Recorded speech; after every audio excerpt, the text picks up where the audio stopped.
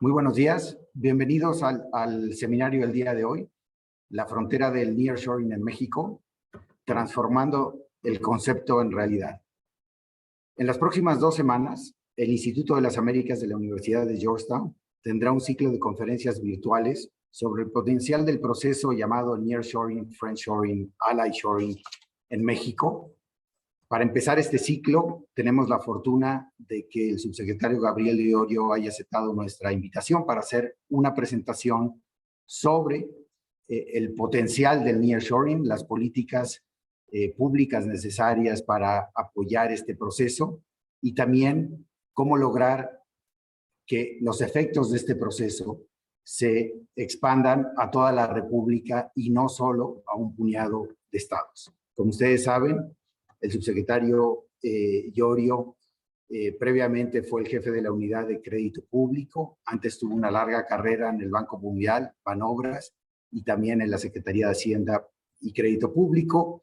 Es licenciado en Economía por el Tecnológico de Monterrey, maestría en Economía por el Colegio de México y también maestría en Políticas Públicas por la Universidad de Georgetown.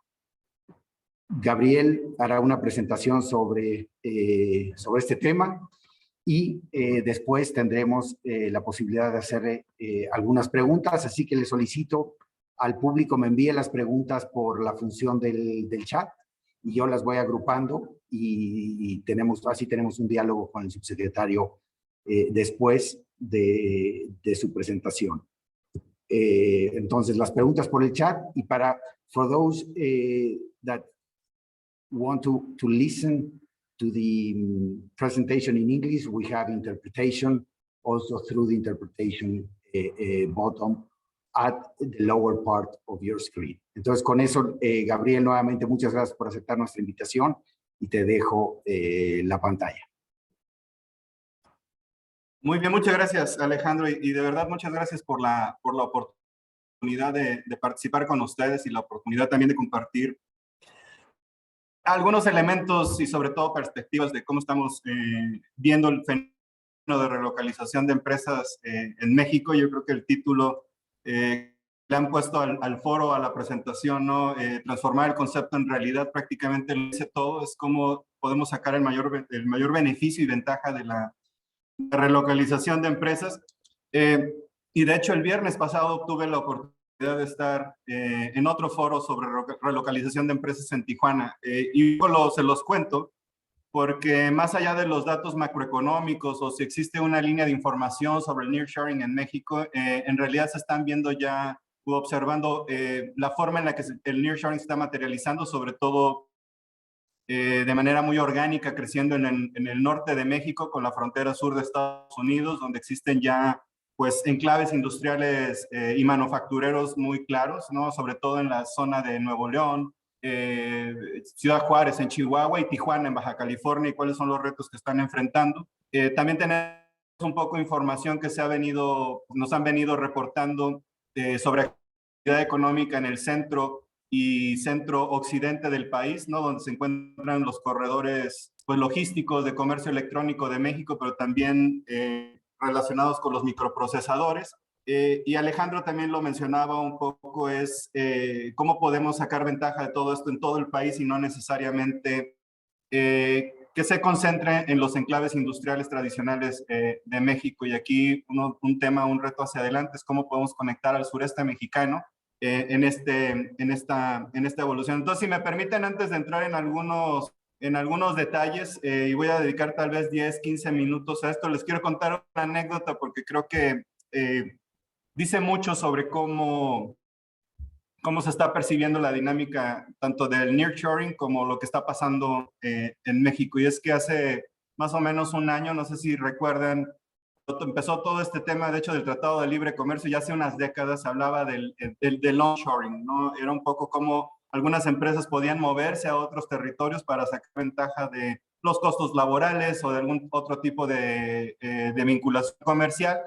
Y cuando Estados Unidos entra en una tensión geopolítica de manera permanente con China y se empieza a hablar ahora de nearshoring, los conceptos en inglés empezaron a evolucionar y empezó a haber varios términos. Empezaba a hablar de nearshoring, backshoring, friendshoring. Sí, había muchos tipos de shoring raros ahí que no terminábamos de entender bien exactamente qué quería decir cada uno de ellos. Y en términos generales, nearshoring es que una empresa se vaya a un país, digamos, donde la empresa matriz o la empresa sede, los países tienen o comparten una frontera, y por eso México puede catalogar como nearshoring para Estados Unidos, por ejemplo. Pero luego se empezó a hablar de friendshoring, y el friendshoring tenía que ver más bien con mover tu cadena de producción a un país donde hay digamos, un shared values se comparten valores, pero también son países que son aliados o tienen algo en común. Puede ser la democracia, puede ser el tipo de política económica que se maneja en los dos países, etc. Entonces empezaba a hablar mucho de friendshoring después del nearshoring. Y yo en alguna ocasión, cuando estábamos ya en el diálogo de alto nivel con Estados Unidos, ya en la parte informal, después de las reuniones formales, en tono de broma y queriendo molestar un poco a mis contrapartes, a los subsecretarios del Tesoro americano, les hice la pregunta, bueno, ¿y México para ustedes qué es? ¿Es friendshoring o es nearshoring? Y me dieron una respuesta muy política también en tono informal. Me dijeron, you know, you are near because you are friends. Entonces fue una respuesta muy, muy polite, informal, pero también un poco pone en perspectiva que México cumple con los dos elementos. Tenemos elementos en común con Estados Unidos, aunque tenemos una herencia diferente, española o británica. En realidad, estar en Occidente nos permite estar en los mismos usos horarios, la cultura empresarial es más o menos similar. También somos aliados comerciales y estratégicos en el bloque de Norteamérica. Tenemos uno de los mercados más dinámicos integración económica, una gran integración económica con Estados Unidos y con Canadá. Y también al mismo tiempo México está haciendo un despliegue importante de infraestructura, sobre todo en el sureste, para tratar de conectar al resto de la República o a los estados del sureste al comercio exterior. Y prácticamente durante esta administración, y el presidente lo ha dicho muchas veces, él apuesta mucho por el comercio internacional, el libre comercio internacional. Entonces México tiene una red de tratados comerciales, alrededor de 14, 15 tratados comerciales con otros tratados bilaterales que nos abren acceso a cerca de 50 países que representan más o menos una gran proporción del Producto Interno Bruto global. También estamos en una situación geográfica. He escuchado muchas veces que la principal decisión de una empresa de relocalizarse en México es la geografía, la cercanía con el mercado norteamericano, y efectivamente tenemos una frontera y una economía altamente integrada en sectores específicos, pero más allá de la geografía, lo que tenemos es una alta integración y complejidad económica entre las dos economías, sobre todo en sectores como el transporte, autos, electrodomésticos, manufactura. El diálogo de alto nivel entre México y Estados Unidos prácticamente ha establecido de manera estratégica sectores como electrónicos, transporte, autos eléctricos, microprocesadores, el sector aeroespacial, el farmacéutico, agroindustria, incluyendo energía, hidrógeno, un componente también de contenidos, sobre todo de cinematografía, que prácticamente van a englobar, o es el acuerdo en el que dos naciones nos estamos poniendo, digamos, el foco para tratar de generar una relocalización de empresas en el bloque de Norteamérica. Y en este sentido, México obviamente está haciendo un despliegue importante de infraestructura. Hay retos específicos que, si quieren, entramos en detalle durante la sección de preguntas y respuestas, pero digamos un poco algo que llamo yo el nearshoring dynamics, o la dinámica del nearshoring que está pasando en México. Un poco nos deja ver que no todas las decisiones están basadas solamente en los costos laborales o del mercado laboral. Es importante los costos, pero también es importante tener mano de obra calificada en el país donde se quieren relocalizar las empresas, cadena de proveeduría, acceso a infraestructura. Se habla mucho de agua, de energía. Algo de lo que se habla muy poco es del espectro 5G y sobre todo de tener redes cerradas. Hay empresas que necesitan tener ciberseguridad para poder ejecutar algunos procesos que están automatizados. Telecomunicaciones, accesos, aduanas, puertos, aeropuertos. Algunas de las mercancías se trasladan a través de aeropuertos, no nada más a través de transporte marítimo. Y en ese sentido esto ya nos deja ver como un menú de inversión que se tiene que realizar para poder sacar el máximo provecho del flujo de relocalización de empresas. Otro elemento importante es la estabilidad macroeconómica en el país. Durante muchos años México ha mantenido una estabilidad macroeconómica muy clara, muy robusta, con un gran compromiso en el manejo de la política fiscal y monetaria. Y esto, más allá de la estabilidad macro, también se está reflejando en estabilidad tanto social como política, aunque vamos a entrar ya en un proceso electoral el siguiente año. Bueno, aún entre estos eventos, la estabilidad macroeconómica del país se ha mantenido sólida. El peso en los últimos meses ha estado apreciando de manera muy acelerada, a veces es otro tema. Y por último, tal vez nada más mencionaría el compromiso a mantener las finanzas en línea, las finanzas sanas, precisamente para no generar eventos de volatilidad en nuestra macroeconomía, y esto prácticamente con el objetivo principal de contribuir al nearshoring, proveyendo pues estabilidad, baja volatilidad, etcétera, en la toma de decisiones. Y por último, un elemento que me gustaría resaltar, y tal vez con esto cierro para entrar a las preguntas y respuestas. México también tiene una economía desapalancada, no solamente en la parte de la deuda que contrata el gobierno mexicano.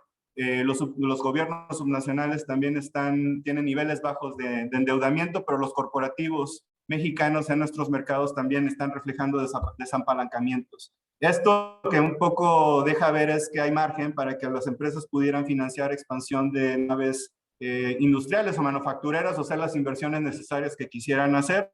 El sector financiero es un sector robusto, con gran profundidad. El crecimiento del crédito ha estado dentro de los estándares de Basilea, la cartera vencida no está subiendo, prácticamente está controlada.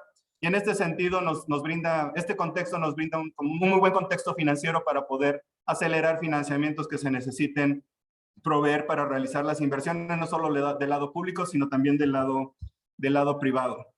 Y finalmente quiero cerrar con una de las agendas que han sido más, digamos, en la que más hemos sido vocales, que es el tema de la sostenibilidad, de las finanzas sostenibles. El objetivo de nuestro enfoque en México siempre ha sido que cada uno de los proyectos que tiene una contribución al cambio climático, a la adaptación, a la mitigación, pero también a la biodiversidad, incluyendo aspectos sociales, tenga una fuente, cuando menos una fuente de financiamiento en nuestro mercado de deuda local o en nuestros mercados de capitales.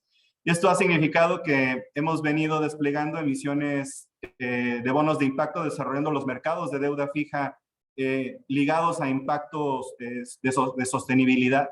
México es uno de los mercados de renta fija más dinámicos de América Latina. Probablemente tenemos el mercado actualmente más grande de deuda sostenible, donde también los corporativos están participando, levantando dinero para programas de inversión relacionados con la sostenibilidad, principalmente cambio climático o adaptación o mitigación. Hace poco también ya hicimos pública la taxonomía sostenible. La taxonomía sostenible digamos, va a operar en el sector financiero, y el objetivo de todo este sector financiero, cuando esté canalizando recursos o prestando dinero, lo esté haciendo incorporando al mismo tiempo criterios de sostenibilidad, o los famosos criterios ASG.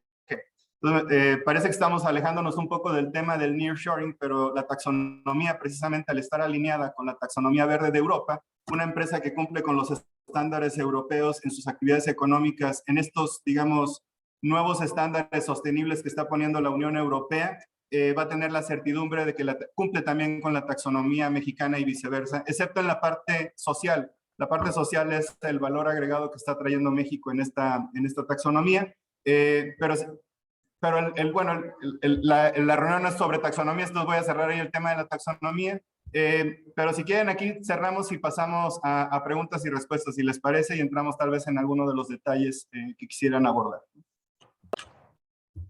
Muchísimas gracias, Gabriel. En lo que voy recolectando las preguntas del público, tal vez te hago 3 preguntas. Una, un poco cuantitativa. Desde el punto de vista de la Secretaría de Hacienda, ¿cómo dimensionan los efectos del nearshoring en los próximos 5 años en términos de su impacto sobre el crecimiento económico, la inversión, el empleo, etcétera? 2, ¿cómo compararías este efecto a la entrada en vigor de NAFTA en el 94, 95 y el impacto que tuvo NAFTA. Y tres,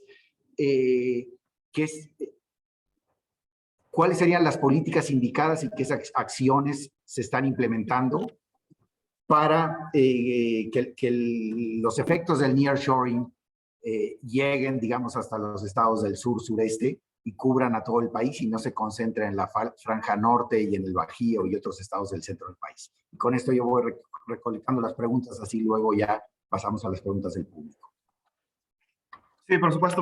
No, te agradezco, Alejandro, las preguntas y voy a tratar digamos, actualmente, si me escuchan instantes, actualmente ya estamos viendo los efectos del nearshoring de manera muy clara, sobre todo en el norte. Ya se empieza a experimentar, por ejemplo, una presión de precios en la tierra. Por ejemplo, las empresas que se quieren relocalizar en Monterrey, en Ciudad Juárez o en Tijuana, que son y sobre todo también en Coahuila ya hay mucho interés por la cercanía con Nuevo León y los cruces transfronterizos. Digamos, ya hay una escasez de tierra que se puede utilizar para hacer nuevas naves industriales. ¿Qué está reflejándose en esto? En inflación digamos, en el costo de la tierra, inflación también en el costo de algunas rentas. Naves industriales que ya existen están siendo más demandadas y esto está presionando los precios de las rentas. También hay muy poca ya disponibilidad de naves industriales libres. Entonces el nearshoring de alguna manera ya está impactando económicamente la zona norte, sobre todo del país. También que se está observando escasez ya de algún tipo de mano de obra. La semana pasada en Tijuana me reportaba ya escasez para encontrar trabajadores de la construcción. Entonces ya empieza a existir digamos, un impacto inmediato en la absorción de empleo, en la creación de empleo, pero también en la demanda tanto de bienes raíces como con toda la infraestructura que está relacionada con bienes raíces. ¿Qué está pasando? Por ejemplo, se desarrolla un nuevo parque industrial, pero se necesitan establecer, por ejemplo, subestaciones o hacer un despliegue de redes de transmisión energética para poder llevar ahora energía a este nuevo parque o a este nuevo terreno que están comprando, están haciendo, que se está desarrollando. Entonces, en el corto plazo ya se están viendo, de hecho, un impacto positivo en el empleo.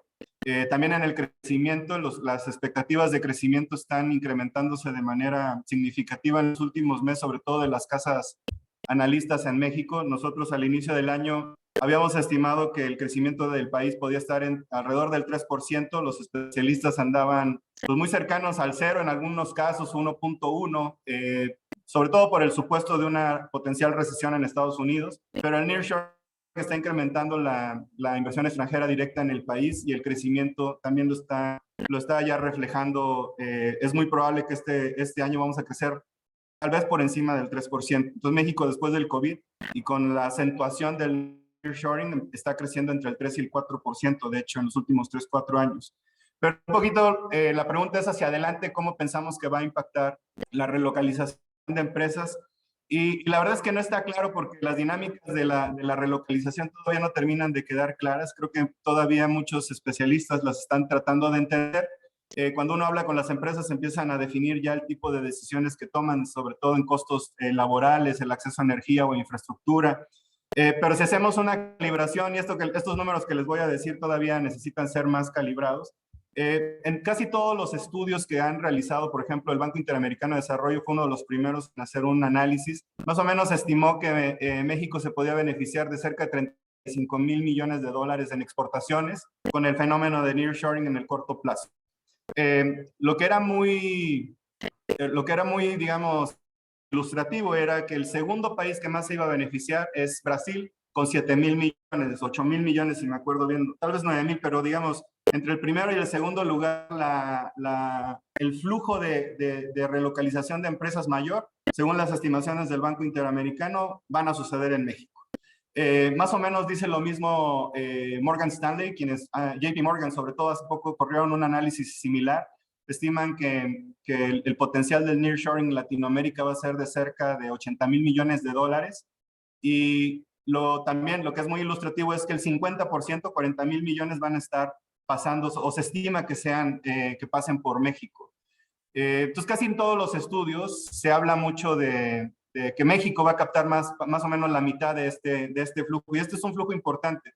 Hacemos una calibración de más o menos, por ejemplo, si pudiéramos sustituir el 10% o el 25% de las importaciones que vienen de China, que van de China a del flujo comercial que va de China a Estados Unidos, pues México estaría creciendo entre 1.2 hasta 2.2 puntos porcentuales del PIB adicionales. Entonces, digamos, estas cifras las adelanto, todavía hay que calibrarlas. Es un modelo que hemos hecho de manera, con muchos supuestos atrás. También lo que se espera, obviamente, es que exista una mayor demanda en el mercado laboral, y esto, obviamente, en la medida en que va a ir acompañado de incrementos en la productividad, probablemente van a subir los salarios de manera significativa. También se espera que exista un tipo de escasez de mano de obra, y por eso es importante también todas las estrategias de reentrenamiento de trabajadores, pero también potencialmente creo que se va a tener que pensar en algún tipo de programas de visados de trabajo, no solamente entre Norteamérica, sino entre México y Centroamérica. Y entonces prácticamente es como estamos viendo los impactos económicos asociados. Una mayor integración también económica con Estados Unidos, mucho más acelerada. Estamos también ya identificando que hay empresas de otros países, no solamente norteamericanas, que quieren establecer parte de la cadena de valor en México, sino que para poder mantener el acceso a los mercados que potencialmente pueden ser fragmentados, o separados por la tensión geopolítica imperante, las empresas tal vez van a tener que expandir su inversión, no necesariamente sacrificar el acceso a un mercado por estar en otro. Pareciera que más bien las empresas van a querer mantener el acceso a mercados, y eso, además del nearshoring, va a representar una expansión de la inversión extranjera directa. En los países donde se quieran localizar, lo que casi la mayoría de los estudios dicen es que México va a captar la mitad. Entonces, si quieren, paso a la siguiente pregunta. Esta es una muy buena pregunta, que ¿cómo podríamos tal vez comparar el NAFTA con la tendencia de nearshoring en este momento?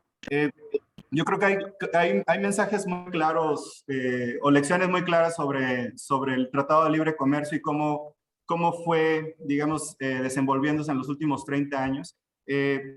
Pero las motivaciones creo fueron diferentes. El Tratado de Libre Comercio, cuando los países se juntan a negociar esto, lo hacen con un objetivo de reducir costos, de incrementar la eficiencia y sobre todo de tratar de tener una integración de mercados. El nearshoring tiene una motivación totalmente diferente. Primero nace de una tensión geopolítica entre Estados Unidos y algunos países de Asia. Es una tensión geopolítica que no necesariamente se va a resolver en el corto plazo, y de hecho parece que va a ser permanente. Es prácticamente lo que ya se deja ver.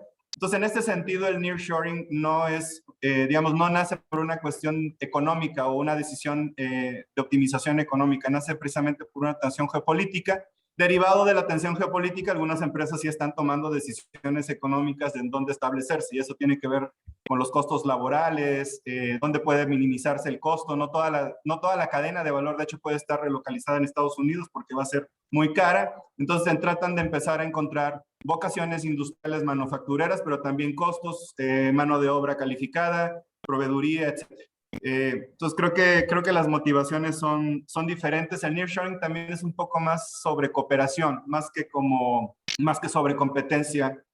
Digamos, en el Tratado de Libre Comercio, un poco el espíritu era la competencia, abrir los mercados y tratar de encontrar que el mercado hiciera una buena asignación de los recursos, basado en ventajas comparativas o las teorías de ventaja comparativa de los países. Sin embargo, el nearshoring es más sobre seguridad, es más sobre de tener la cadena de valor cerca, que esta cadena no sea interrumpida con eventos como lo fue el COVID o una guerra. Entonces, digamos, hay un componente, lo voy a llamar geopolítico, asociado al nearshoring, que aunque la decisión sea económica o de competencia o de libre comercio, en realidad también se está tratando de blindar la operación de las cadenas de valor en los países que son aliados, que tienen objetivos en común, que tienen también tratados en común. Entonces, creo que yo pondría en esas dos dimensiones las dos grandes diferencias entre lo que fue el NAFTA hace 30 años a lo que ahora es la relocalización de empresas. Si el nearshoring va a tener un impacto económico como el que tuvo el NAFTA hace 30 años, no se sabe.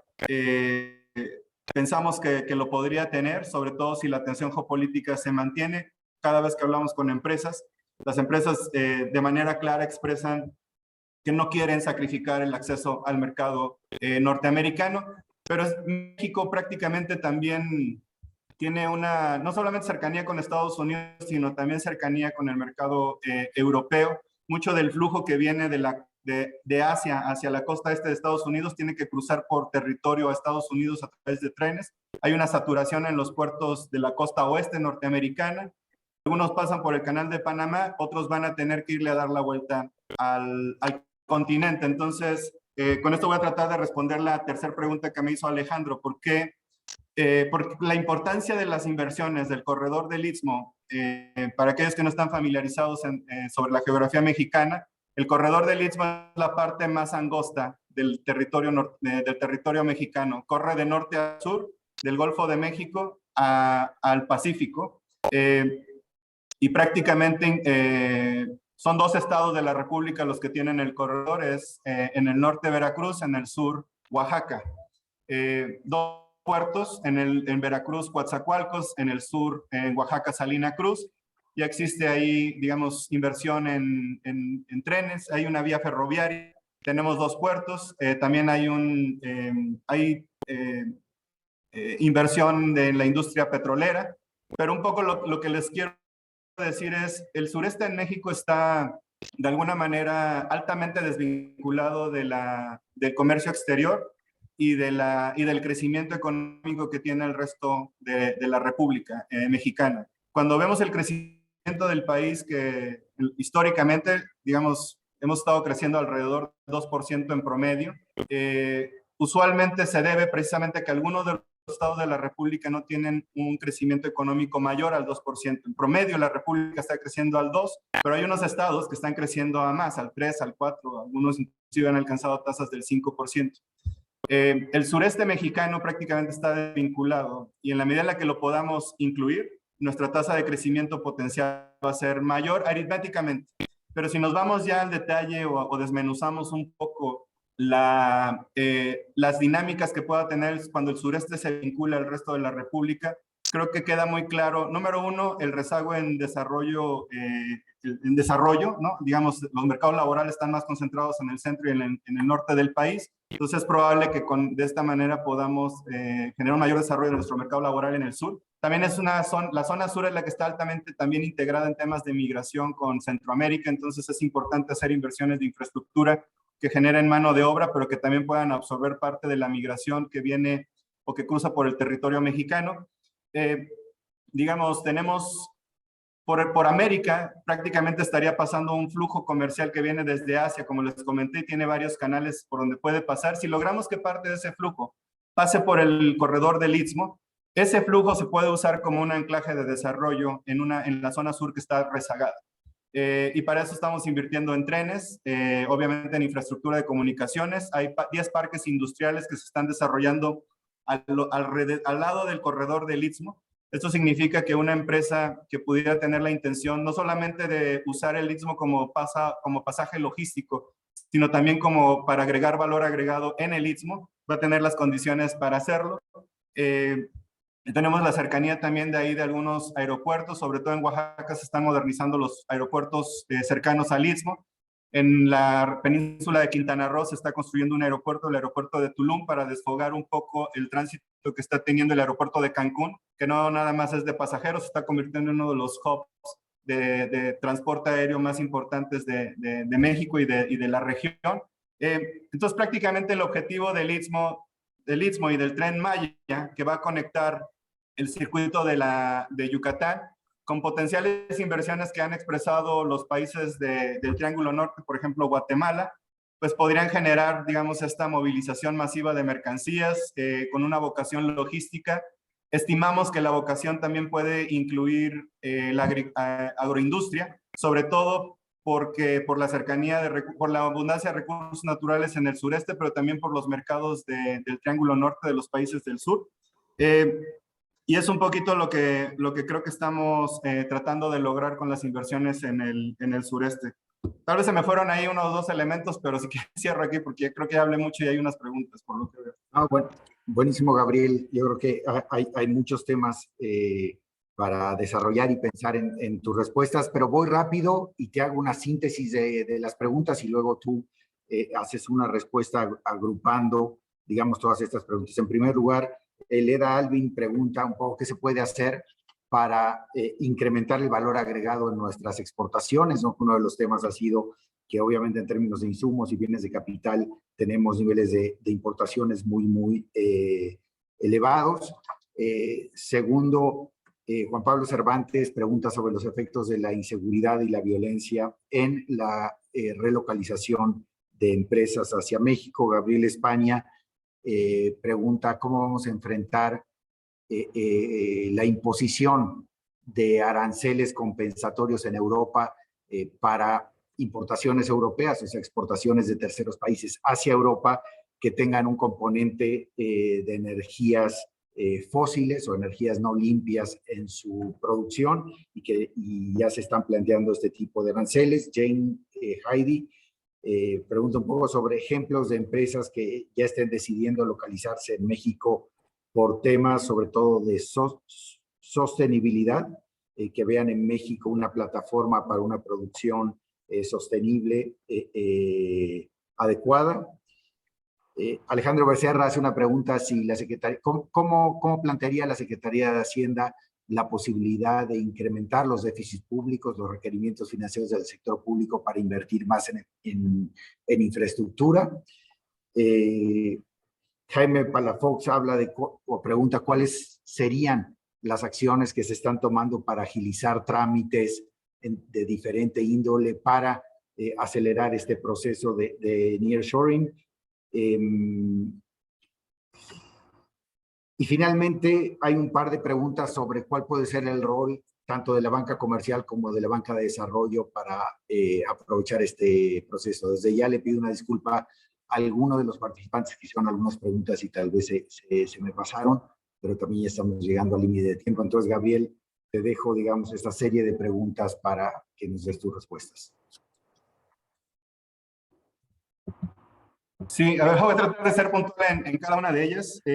Empiezo con la de Alvin. Esta pregunta es muy buena. Digo, todas son muy buenas, pero esta un poco te ayuda a reflexionar sobre dónde va a precisamente operar o dónde va a tener un mayor impacto el nearshoring o la relocalización.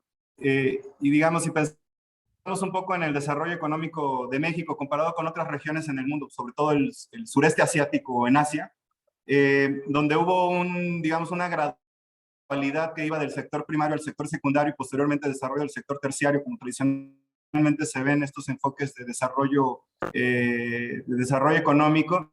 En Latinoamérica y en México un poquito el sector primario, digamos, se ha quedado rezagado y Latinoamérica y México en común han tenido una mayor aceleración en el sector secundario. Entonces, manufacturas o industria, digamos, es donde se puede generar un anclaje ya orgánico con respecto al sector primario. Es un sector, el nearshoring es donde va a operar en el sector secundario, sobre todo impactando construcción, manufacturas principalmente, vehículos, textiles, etcétera, con algún tipo de sectores con más tecnología, como lo es microprocesadores, aeronáutica, electrónicos. Entonces, un poco para tratar de responder la pregunta, ¿qué se puede hacer para tener valor agregado? Precisamente creo que lo que se tiene que asegurar es que la relocalización de empresas en México, cuando suceda, no sea solamente en procesos de ensamblaje o empaquetado, ¿no? Digamos, tiene que haber una transferencia de tecnología. La transferencia de tecnología, si se logra captar en México, va a poder generarse mayor valor agregado en México. Esto va a generar mayor productividad, retornos de largo plazo en el sector secundario y probablemente esto va a tener también un jale o un jalón al sector primario. El sector primario es importante en México porque todavía estamos buscando la suficiencia alimenticia, pero también eficiencias en el sector agrícola. Entonces, incrementar los retornos en el sector agrícola de la mano del nearshoring va a ser importante precisamente no solamente para tener valor agregado, sino para romper la desigualdad que se está viviendo en México, ¿no? El sector primario es un sector que todavía necesita mucha inyección de recursos, pero sobre todo altos retornos en el mediano y largo plazo. Y es un poco tratando de responder la pregunta basado en el contexto de los modelos de desarrollo que se han observado sobre todo en Asia. Sobre los efectos de inseguridad y de violencia, bueno, en México, como sabrán todos ustedes, están familiarizados. México está sufriendo retos importantes en términos de inseguridad y de violencia desde ya hace varias décadas. Esta administración ha logrado reducir algunas incidencias de violencia a comparación de cómo se recibieron al inicio de la administración. Sin embargo, ya existe, digamos, algún tipo de impactos que se pueden reflejar, lo han reportado el sector asegurador. Por ejemplo, las primas en algunos segmentos o en algunos sectores prácticamente se han incrementado debido a los eventos que han venido sucediendo por más de 20 años por ejemplo, en estos territorios de la República. La pregunta de Gabriel España, mi tocayo, que conozco desde el Banco Mundial cuando él estaba en el IFC, le agradezco muchísimo. No, efectivamente, Europa se está moviendo ya a endurecer un poco. Bueno, se estaba moviendo a endurecer mucho sus requerimientos medioambientales, pero luego con el choque, sobre todo del COVID, posteriormente acentuándose con la invasión de Rusia a Ucrania, el impacto que se tuvo en energéticos los llevó un poco a reformular o a disminuir más bien el nivel de inversión que están haciendo y de requerimientos que van a hacer hacia adelante para que las empresas puedan ajustar sus objetivos medioambientales. Sin embargo, esto no significa que no se van a mover hacia allá. Nuestra taxonomía está, como lo dije durante mi intervención, está alineada con la taxonomía europea. Y más bien del lado de Latinoamérica y de México, yo creo que lo importante va a ser acelerar tanto las transiciones energéticas como también tratar de que la mayor parte de las inversiones, más allá de las inversiones públicas, se realicen con estos objetivos. Si ponemos en perspectiva más o menos cuánto necesitamos para invertir, para cerrar las brechas, para invertir para combatir el cambio climático o cerrar brechas sociales, son gigantescas. Prácticamente no hay balances financieros en los bancos de desarrollo internacionales que nos sirvan para financiar esto. Y por esa es la razón por la cual México, junto con otros países, están buscando enverdecer el sector financiero. Desde la Secretaría de Hacienda lo que estamos haciendo precisamente es eso, que cada peso que se vaya a mover dentro de nuestros mercados financieros esté tal vez de manera voluntaria y de manera proactiva, con incentivos correctos, buscando un destino que pueda impactar la sostenibilidad, principalmente el cambio climático. Al mismo tiempo también estamos haciendo ya inversiones muy importantes en el Plan Sonora. Tenemos el objetivo de construir uno de los parques solares más grandes de Latinoamérica. Son 5 gigawatts en Sonora, donde tenemos alta calidad de luz solar, lo cual va a tener que ir acompañado de inversiones en transmisión y sobre todo también que nos va a ayudar a proveer energía a las Baja Californias que están fuera del circuito nacional de transmisión del país. Ejemplos sobre inversiones que estén ligadas a la sostenibilidad, pues la más viral, ¿no? por el tipo de publicidad que maneja, creo que fue Tesla. Tesla ha venido tomando, digamos, inversiones la inversión que se va a realizar en México es para autos eléctricos.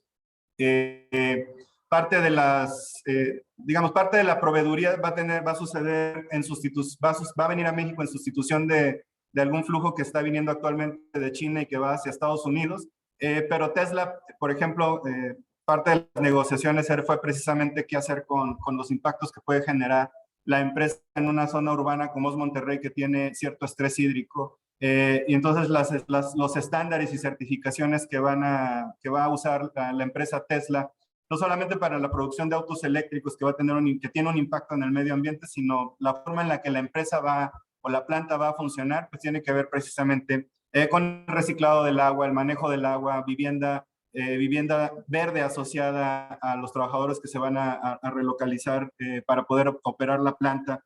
Y así otras empresas, sobre todo automotrices, que están tratando de buscar esta transición de autos convencionales a autos eléctricos. ¿Qué acciones se necesitan realizar? Esta es una muy buena pregunta para realizar, para la simplificación o desregulación, podríamos llamarle. México es un país federativo y creo que esto hay que ponerlo en contexto porque hay muy pocos alrededor del mundo. Lo que significa es que los estados tienen cierta autonomía y pueden establecer sus propias leyes. Esto genera a veces que existan diferentes marcos normativos o jurídicos o legales en un país como México. Lo que les quiero decir es que muchos de los procesos suceden al nivel federal, otros procesos suceden a nivel estatal y otros procesos suceden a nivel municipal, donde no necesariamente la federación tiene la potestad normativa de influir en procesos estatales o municipales. Y por eso es que en México también la agenda de simplificación de procesos o de autorizaciones implica mucho esfuerzo de coordinación federativa. La Secretaría de Hacienda precisamente tiene una agencia que se llama, si me acuerdo bien, no, CONAMER es la de, no, se me olvidó el nombre, pero tiene una agencia para la simplificación de procedimientos. Y precisamente ahí lo que se hace, y lo conozco porque soy parte del Comité de Productividad, y esto está en la agenda de productividad, tiene una agenda ya clara de los procesos que tienen que simplificar tanto la federación como las entidades federativas y las unidades municipales. Y esto pues implica una coordinación bastante fuerte de la Secretaría de Economía. Al mismo tiempo también la Secretaría de Economía está desplegando una ventanilla única. Hasta el día de hoy, digamos, una empresa que se quiere relocalizar en México y necesita asesoría o servicios financieros, servicios jurídicos o servicios de real estate, ¿no? Para comprar terrenos o encontrar plantas, rentarlas, usualmente tiene que ir buscando estos servicios de manera, lo voy a decir, separada. Entonces la Secretaría de Economía está desplegando una estrategia de ventanilla única donde van a estar todos los servicios asociados al nearshoring. Al día de hoy, los bancos, de hecho, están participando también de manera muy activa como asesores, más allá de asesores financieros, como asesores que pueden acercar a los servicios jurídicos o de renta que están asociados a la relocalización de empresas. Continuamente trabajamos, de hecho, con los bancos. Ellos, de hecho, son los que más nos van informando cuántas empresas están recibiendo precisamente para poder otorgar este tipo de asesorías, y ahora la Secretaría de Economía va a congregar toda esta información. Y paso al rol de la banca comercial y de la banca de desarrollo. Bueno, principalmente va a ser el financiamiento, pero como ya les mencioné, también hay una labor de asesoría muy clara para poder ser más granulares en el apoyo a la relocalización de empresas. El financiamiento puede ser de muchas formas. Lo que creo más bien, o el mensaje que les puedo decir, porque México tiene alrededor de 8 bancos de desarrollo, tenemos 50 licencias de banco operando en México, algunos 7 bancos multinacionales que prácticamente no solamente captan depósitos, sino que también estructuran o hacen colocaciones en nuestros mercados. Entonces tenemos un mercado de renta fija muy desarrollado que permite crear vehículos financieros para poder apoyar proyectos específicos que pueden estar relacionados con la relocalización. Y yo creo que algo que va a tomar mucha relevancia en los siguientes años va a ser el uso intensivo de fibras, sobre todo cuando pensamos en el corredor del Istmo, donde estamos entrando en una fase de desarrollo de terrenos industriales. Es muy probable que ahí va a haber un mercado secundario de venta y compra de terrenos, pero también de rentas.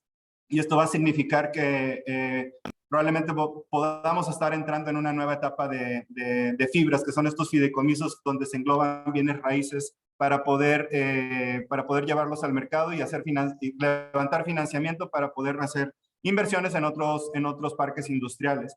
Nosotros en esta administración expandimos el objetivo de las fibras. Entonces estas nacieron usualmente para bienes raíces que rentan o que tienen rentas estabilizadas, mejor dicho, pero que están relacionados más con bienes inmuebles de uso habitacional. Nosotros lo hemos expandido a hospitales, parques industriales también, escuelas o universidades. Y un poco lo que queremos hacer es que el mercado pueda usar estos instrumentos de manera muy dinámica y efectiva para levantar recursos.